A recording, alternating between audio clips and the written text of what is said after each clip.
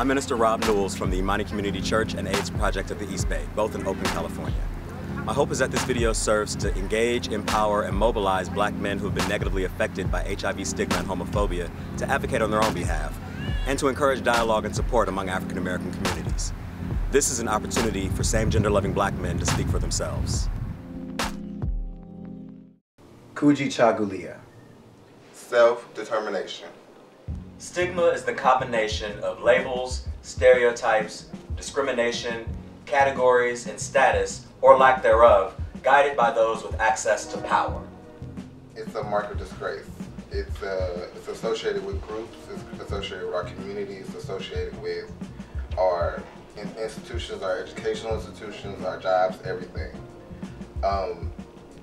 And I want to say that there's different phases and different faces of stigma. There's self-stigma, there's institutional stigma, there's social stigma. And self-stigma is when you have those doubts, those people in your head that's telling you, no, you can't do this because you are who you are. And social stigma is what the environment, what our society, and what our community tells us that we cannot do because we are who we are. Institutional stigma, we can't tell our bosses, we can't tell, because we're scared of losing our jobs. We can't tell our next coworker because we're scared that they might think we have, the virus or whatever you want to call it. AIDS, HIV is out there. It's a really complicated word.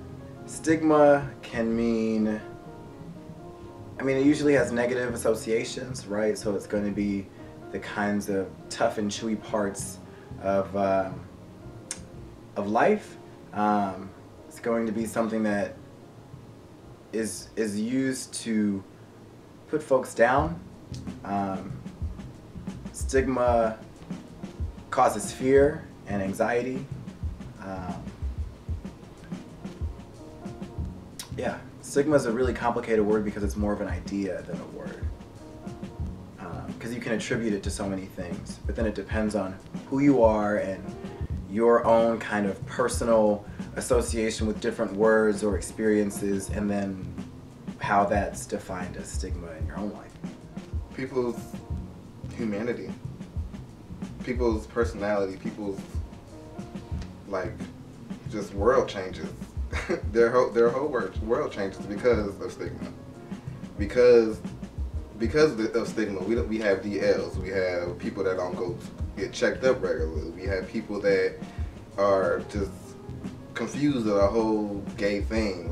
We need people to bring us in, we need people to understand where we're coming from. And sometimes a lot of people don't understand that, so we have stigma. We have people that don't really know what it is or who we are. And we need to stand up and say something. I think one of the biggest roles is kind of keeping folks in their kind of constrained systems. So I work in the realm of education, and I think that there's a whole lot of stigma or even trauma. I would even go so far as to say trauma around education for Black and brown folks. And then you add in sexual identity, and then that creates even more powerful barriers that bar folks from what they're trying to accomplish. Stigma is a way of blocking access and taking power away from people to maintain their position in whatever system that they're in. To name ourselves. Define ourselves. Church is quite often the place that people say they feel the most stigmatized, but that doesn't affect the deep desire for a connection to their church communities. In my life, religion plays a, how would you say, a barrier, in my life. It holds, whenever I go to church, I can't do anything that's homosexual. I can't do anything that's gay. I have to really hold myself internally. I have self-stigma. I doubt myself. Why am I this way? And every time I go to church, it's it never really fails. But That's what religion brings to me. Like, it brings structure, it brings moral structure, it brings how I should live my life. But religion doesn't really play a big role unless I'm going to the church. I am very conscious of how I dress. I'm very conscious of what I say to certain people, and who I invite to in my trusting circle. And I'm very private when it comes to church. I keep to myself. I'm very observant of who's watching me, who's looking at me. Very emotional. And I don't know, it's just a whole internal thing with me. It's a really dramatic thing that I'm working on. I feel like, well, I'm already a private person. I'm already a strong individual and very strong-minded. I really have my own ideas of how I should perceive church, but at the same time, there's this social aspect, like you said. There's people watching you. There's people, they don't know who you are. They're trying to who'd you come with, kind of sort of thing. And I believe that because it's happened to me quite a few times. It's like, oh, who was that you with? Oh, okay, and kind of look at you with the eye. Well, to even start talking about that would mean having to really reach back into the American construct of slavery. And folks were enslaved, were brought over to this country, were torn from their families, their homelands. A lot of folks were prisoners of war, and so bought and sold and then dumped onto a plantation, right? And these folks could have come from all over Africa, spoke totally different languages, right? Came from totally different cultural backgrounds, but then had to learn how to communicate with each other, right? To then build this idea of family. And the construct of religion was given to these enslaved folks as a way to keep hope, right? Because if you're able to let folks hope, you can create a social system to oppress them because they're gonna look up to hoping, right? So that's the construct of religion. And so that goes back to our roots in this country.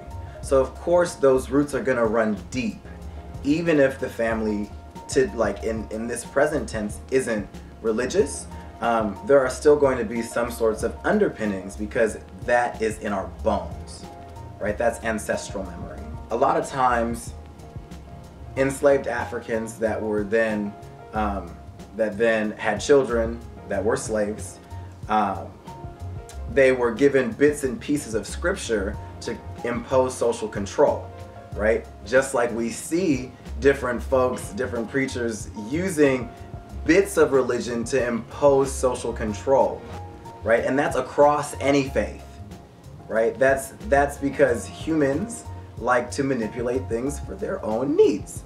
And so I think that there's been a lot of bashing, especially in the Black community, about gayness and other sexualities and what it's like to be a man and the stigma about being a man first, right? This idea man up.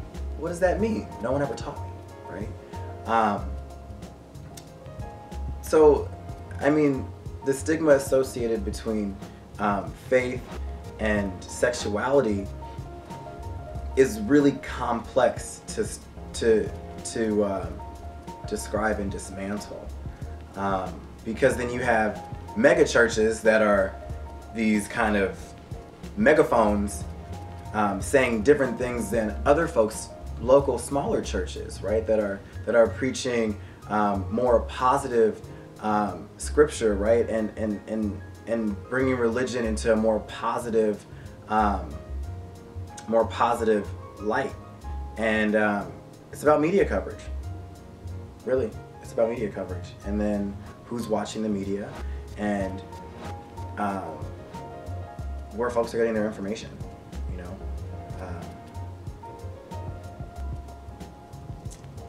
you know, gay folks aren't broken, so we don't need to be fixed. So, you know, they're scared. Scared of maybe they lose their church, or they're scared that, you know, somebody may, you know, I don't know. It's just a lot of God's workings. I think that a lot of people are scared to talk about the subject because God has wrote it in the Bible that says, you know, you should not be homosexual. Like, you need to be, you know, lay with another man. You lay with a woman. I mean, it is what it is. And a lot of people are scared because of that, just that scripture right there. That's one scripture. They are terrified. That's why. Fear brings a lot of issues. I think it's ancestral. So hypermasculinity didn't just come out of nowhere, right? Male slaves had to be stronger, had to be tougher, had to be bigger, had to be everything more, right? Had to be hyper man, right? Hyper masculine. So that's a very ancestral thing, right? And so to challenge something that's baked into our bones, with this idea of like gayness or queerness, right? And when we see it, we're seeing these white folks, right? We're seeing these folks in the Castro, we're seeing these folks parading around, we're seeing so many different things that may or may not exist in our own communities. But that's what we've been trained to see. And I think that's why it's so hard to reconcile, right?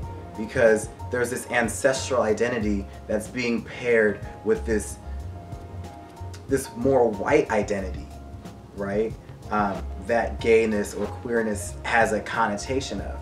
Because when folks come to the Bay Area, they're like, oh, let's go to San Francisco to the Castro and see the gay people. I'm like, I don't really go to the Castro because those aren't the people that I like to kick it with. Like, where are my hood rats? I want to go kick it with them, you know? They're in Oakland. They're here, and then you can see that rift. And so that rift is among those identities, right? Folks here in Oakland, black and brown folks are showing the world how, like, what it's like to be gay or queer other than straight and black and brown and Chinese and Cambodian, right? And Japanese. But we don't see that in the Castro. And so it's about exposure. And that's why I think some families or even within the construct of the church, there is a hard, it's tough to reconcile these identities together because they don't seem like they exist in our communities in ways that we've defined. Create for ourselves. And speak for ourselves. Although part of the stigma and homophobia aimed at same gender-loving black men comes from religion, religion is only a part of the story. Just being gay, period, is not okay. In my family, not at all. I was the person that took the stand and just be like, you know, I'm not gonna do the normal thing. I'm gonna do something different. Like I am this. I can't change who I am. So I feel like in my life it's been a roller coaster as far as like going through depression, going through happy spell, but then getting like letting people in your heart and people like hurting, you know, just a lot of stuff. Just a lot of issues. Being gay in my life has very, very drastically changed who I am as a person. I became more of an observant person. I became more of a trying to understand why people do things kind of person. And I think if I wasn't gay today, I would probably be in somewhere else. Like I would probably be in jail, or I'd probably be in something that wasn't positive. Like I feel like being gay has changed and wrapped my whole little destiny in a swirl. My family is the kind of family that don't really talk about their feelings or really engage in that conversation. We're more of a pick it up and just, you know, keep it pushing. Because of that, I've been like kind of independent and been doing my own thing, trying to learn, you know, who I was on my own. And I am very distant from, I have 4 brothers. I'm very distant from most of them, like all of them, basically, but one. And my father, we have a father-son relationship, but more or less in the business context, working together or something that helps us make money or something. So I would go to work with him. I would try to create new business ventures with him. That's our relationship. We don't really talk about me being homosexual or gay or however you want to say too much. He never really brings up marriage. He don't bring up, you know, kids and stuff like that. But he just tells me that, you know, you're gonna want kids. So I don't know what you're gonna do. But I mean, see, my mom, she was just, when I told her, she was just so distraught. It was like World War III or World War IV. Like, it was like my life was ending when I told her that. And she's like, the first thing she said, you gonna be in there, you gonna catch that virus, you gonna be dead? Like, she was just like really, really in my face and really like, did not like it. But she came to grips on it. Like, we became more like a friendship kind of thing. We lost the son-mother thing a long time ago. We're more friends than anything. And I think I like it like that. I like it better. I mean, sure. If it still means I still have a relationship with her. Not at all.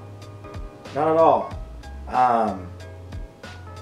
Which is interesting because I've heard stories of other folks like being othered by their family. It was really funny. So when I was in New York, my dad is from Jersey. This is when he was still living in Jersey. He moved to Florida.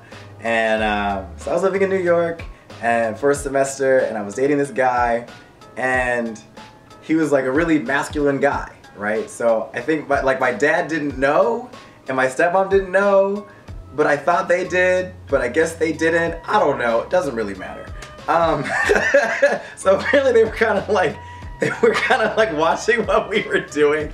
And then my dad like called my mom and he was like, hey, like, he's like with this guy, or she was like, yeah, what do you mean, right? And so I've never had a negative experience in my family. I can't think of one. You know, everyone has a coming out story, right? I think mine is really, really hilarious and I love it. It's the best thing on the planet. So I was dating this guy. I was in high school and he was in college. I don't know. That was weird. Anyway, and so we were dating. This is when MySpace was still awesome and people still used MySpace. And I know that's archaic right now. But that's beside the point, okay? So I was dating this guy and, you know, I put a picture of like me and him together on MySpace and stuff. And so my mom was at my cousin's house and they were like on my MySpace. I was like, what the hell is going on? This is really interesting. Like, I didn't know that you were really that interested in my little MySpacey thing because I don't really know how to use it either. And so she had like apple teenies, right? These like lime green neon apple teenies. Yeah, they were like green, like neon sign green. She had a lot of them. And then she came home and she stumbled up the stairs and she stood in my doorway and she was like, how come you didn't tell me you had a boyfriend? I was like, well, I knew that you would figure it out. So I decided not to tell you until you figured it out. And now you know. Congratulations to you. And she was like, okay, the room is spinning. I'm going to sleep. And that was the last I ever heard about it. Yeah, I feel like it's the most kick-ass coming out story on the planet. So all of that to say, no, I haven't had any stigma from my family. I think it happens at the rate of as the same. It depends on the situation that the African American or the white man is in, or Caucasian men are in. I think it has a lot to do with the economic status, or I think it has a lot to do with the family that you have. It's a lot of variations, and everybody has something different. I think that, so gay white men have this interesting social construction where they're really carefree. They don't have to worry about their race and then their sexuality at the same time. They don't have to think about it. That's when you get this interesting stark contrast between the Castro and then Oakland. There's this stark contrast. And when you go out to the Castro, everyone's like carefree, everyone gets blackout drunk, like they're just having so much fun.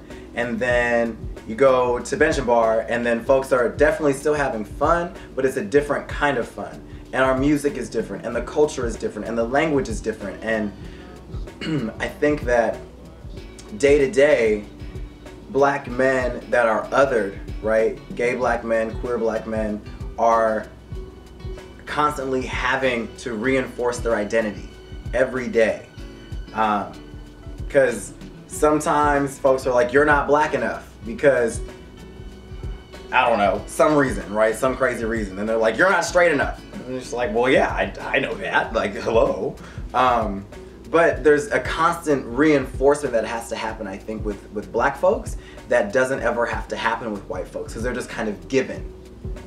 They're just given their identity, and they don't have to constantly define themselves. They don't have to constantly out themselves. And coming out isn't like going down the street like, hey everyone, rainbows and pixies and fairy dust and unicorns.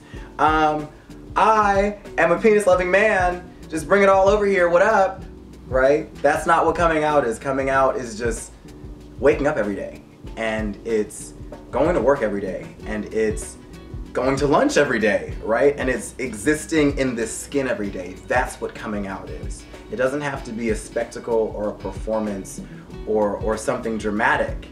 And I think a lot of folks have a misconception of that idea.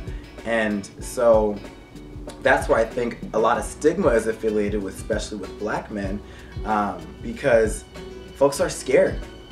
There's a construction of in the family dynamic that rules the traditional black family, because at a time the black family was really connected to religion. And so then that culture still permeates, even if the family isn't religious. Like that construct can create rifts amongst a family if the parents or siblings or aunties or uncles don't believe that their identity is really their identity, that it's just like a phase and they can be born again and they can be fixed or something. You see that a lot more with black and brown folks, really brown folks across the spectrum, than you do with white folks, because it's a different kind of privilege, and it's historic privilege. There's a couple of places. Recently, I got in. Well, not exactly. I got introduced to a group called Brothers Connection. It's a group of people that's like me, gay, black, the whole nine yards. I like to party, do a lot of stuff like I do, shop, fashion, all this other stuff. So I have a lot of interest, and that whole little group is like my motivation, like my spirit, like my whole charismatic personality, all of that jazz. That's in that whole little group, and that's what really keeps me, motivated. Like joining different things like of that nature, like groups and study groups, and like choir. We got gay choirs. We have swim teams, basketball teams. I mean, it's just a lot of stuff to do. Pick your poison, something like that. Because I know that these are stories that must be told, and these are stories that aren't heard. And I know that the themes that I work with are themes that don't exist in museum spaces, and don't exist in gallery spaces, and don't exist in spaces where we are not. That's really powerful. And like when I was in undergrad, I did an independent study with my art history professor and photography professor, looking at the push and pull factors that created the Harlem Renaissance. So the Great Migration, sharecropping, and then how folks went from the South up through Chicago and then into New York, and then Harlem was an enclave, so like black folks could only live in Harlem. And so since black folks could only live in Harlem, you had a stacking of social classes. That stacking of social classes created the pressure cooker that we know now as the Harlem Renaissance, right? So I'm exploring all these things, and my professors are, again, super encouraging. And they also existed outside, like they were othered too, not only because it was an art department at a liberal arts college, but they were multi-dimensional professors. So my metals professor was a fiber artist, my photography professor is a book artist, my ceramics professor is a painter and a figure drawing professor. They all exist in so many different identities at one time. And so since they do it, I know that I can do it. And I work at a high school now, and it's really important for me to show my students that whatever their story is, it's important. And I think that that's the subversive piece, right? Because a lot of times in academia, students are told that their story's not important, or that they don't have anything to add, or they're it's already been said before, or reading Heart of Darkness is way more important than seeing how different themes of that work can be attributed to their lives, so then they can see themselves within the text and within the history of the text, right? I think that's the subversive piece, is challenging students and viewers of my own work to engage in that dialogue. Because when we allow ourselves to be vulnerable, in turn, we give anyone else the permission to do that as well. And so it has to start with somebody. Well, I feel like we should be able to share. We should be able to share our information. We should be able to talk about who we are. We should be able to just be us, you know, without the, oh, you're going to do this. But I know there's going to be that, you know, there's going to be a lot of discrimination. There's going to be a lot of stigma. But at the same time, we should be able to be freedom of speech. We should be able to talk. And I think that we should work as far as building our civilization or building our world. We need to be able to work together. Like, everybody needs to be able to work together without any problems. Like, and it's that simple. Really, it is. And I don't see why a lot of people just think that like that's very hard, because we everywhere. We everywhere. Your bosses, your managers, we're the CEOs, we're the, you know, the car owner, dealers, and all this other stuff. We're in your world. Like, we can't go nowhere. That's the meat of the issue, right? How can we help empower folks to interact with stigma as a way to like positively combat different social norms? For me, I've been an artist for as long as I can remember. I started with poetry. I grew a lot through Youth Speaks, if y'all are familiar with Youth Speaks. Those are my homies. I've been kicking it with Youth Speaks since I was a sophomore in high school, and I'm 2 years out from undergrad right now. So being in that space with other black and brown queer folks that are writing their own stories, right, and claiming their own space and claiming their own identity and empowering each other to do that, right, and empowering youth to do that, that's that's where I want to attribute most of what I am today to. There's something that can be said for mentors that encourage folks to be themselves, and that it's okay to be yourself, and that being yourself is more than enough, right? You don't have to go above and beyond because you're already above and beyond. And existing in those spaces has been really powerful. And then I went to college, and I went to Ohio Wesleyan University, which is like all of this big in the middle of like bumblefuck, Ohio. That's the word I'm going to use. I think it's an academic word. And it's about 30 miles north of Columbus, Ohio, and Delaware, Ohio. It's in the middle of nowhere. And it's about 1,800 students. It's mostly white folks, especially the ones that are like, I know about racism, and like, I volunteer in Kenya at an orphanage. Whoop-de-doo. There are people starving right outside your dorm.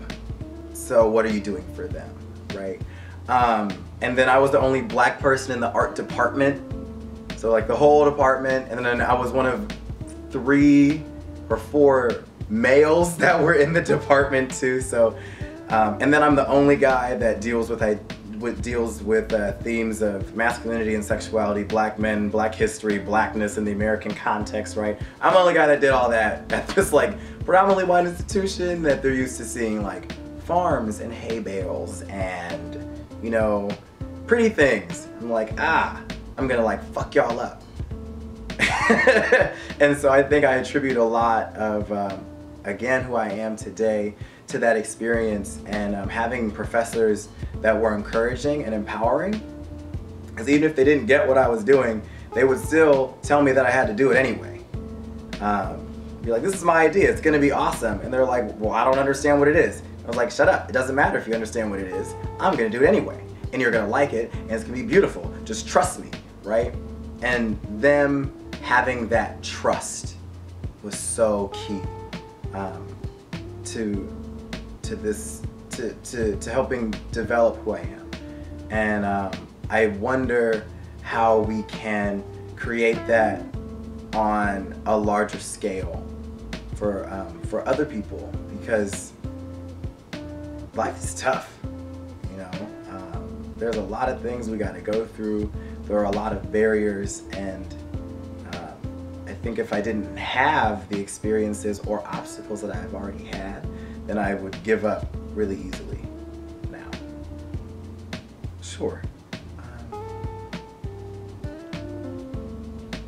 Black gay folks ain't different than anybody else. We breathe, we eat, we go to restaurants, and we see movies, and we work, and we spend money, just like anybody else, right? And I think it's really tough because it just depends on who we're trying to convince here, right?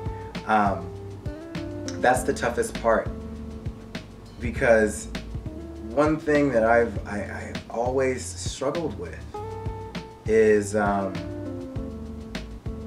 the idea that the oppressed have to constantly prove to the oppressor why we're oppressed when they're the ones that are already oppressing us. So it's hard to try to figure out what to add, because I don't know who exactly this is for, right? Because it's not the role of the oppressed to explain why we're oppressed. We are already oppressed. These systems are in place that oppress us. The folks that exist in the privileges of those systems don't need to understand because they exist in the privilege, therefore the privilege, right? And I think that runs really deep amongst black gay men, right? We have to constantly prove ourselves to everyone else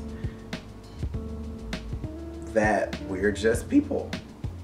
And that is not our job. That is not my job.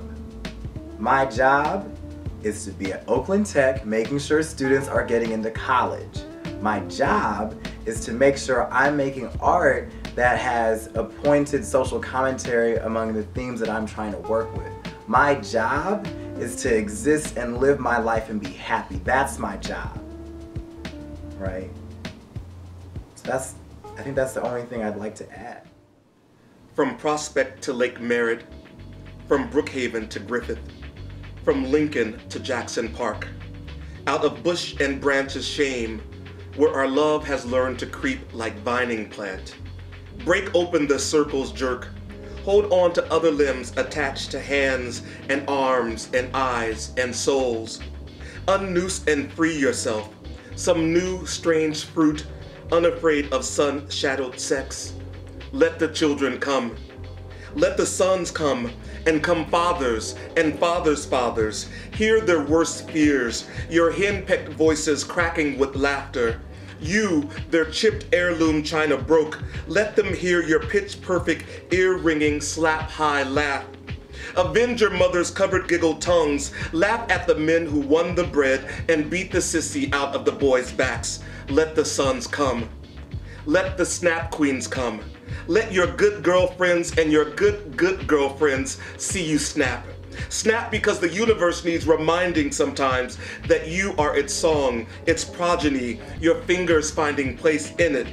This music, snap to mark where you enter, rub your memory's stubby baby fingers, make new noise, snap your father's pleas, snap to turn fingers into fists, snap because you've promised not to be the same since, but you will vow to be. Snap divas come. Let the club queens come. Let your DJs and your DJs see you dance. Remember where your wings were, children. I see you trying to get up. You were flyers, high flyers, buzzing around God like favorite firefly. Dance because you cannot close your eyes without hearing the dead say, dance, this is sacred ground now, it's burial ground now. Stump wild and banshee, this earth deep and thick like nothing but life, wanting breath bad enough will push through. Dance because every heel kick raises question and ash about your mortality. Dance and roll the million eyes reflected in this disco's ball. Hitch kick and girl kick. Remind the butch queens just how high, children, how high. Let the children come. Let the children walk. The nobody ever stepped on your toes walk. The feet unhurt walk. The dance floor is altar walk. Walk, children, walk. Loose the bellies. Untangle the T-cells tangle in your bloodstream. Don't let this be the diagnosis and the partner that leads. Loose your burdens. Come, children, come. Let the children sing. Choke up the screams that we have swallowed all of our lives. Spit out every word gospel, every word lullaby, every word aria. Fight for the vocal cords tired for singing at our lovers' funerals. Fight for the dirt grabbing hold and graveling our voices. There is lullaby yet left. Let the children sing new words for some colored boy's death song come life. Let the children come. Let the children come. Let the children come.